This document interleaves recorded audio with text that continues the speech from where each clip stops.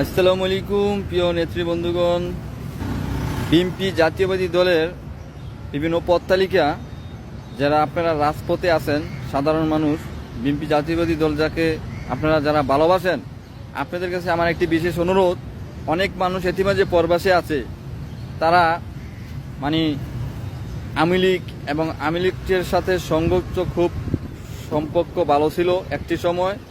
আগামী দিনে আপনাদেরকে তারা নক করবে, ফোন দিবে, সুসম্পর্ক রাখার চেষ্টা করবে। বিনিময়ে তারা টাকা দেওক, পয়সা দেওক, আপনাদের ইমানকে নষ্ট করবে।